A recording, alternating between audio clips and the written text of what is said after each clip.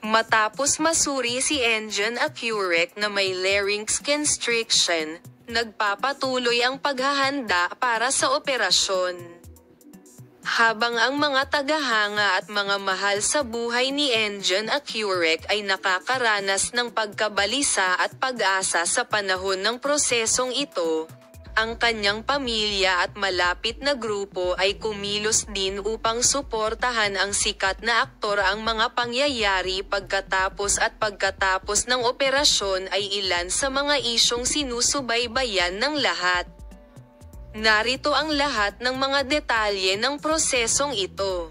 Si Enjan Accurec, na na-diagnose na may kanser sa lalamunan, ay tumatanggap ng malaking suporta mula sa kanyang pamilya at mga mahal sa buhay upang malampasan ang mahirap na prosesong ito.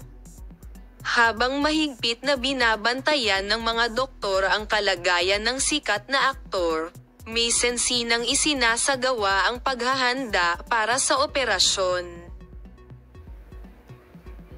Ang lahat ng kinakailangang pag-iingat ay ginagawa para sa Enjan Accurec upang matagumpay na makumpleto ang prosesong ito.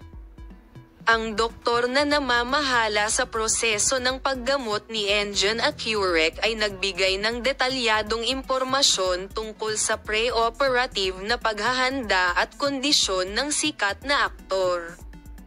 Ang isa sa mga doktor ay gumawa ng mga sumusunod na pahayag. Matapos masuri na may kanser sa lalamunan si Enjan Accurec, nagsimula kaming maghanda para sa operasyon. Sa prosesong ito, napakahalaga na mataas ang moral ng ating pasyente at siya ay handa. Gagawin namin ang lahat para maging matagumpay ang operasyon, Lolo. Salamat sa lahat ng nanunood ng aming video.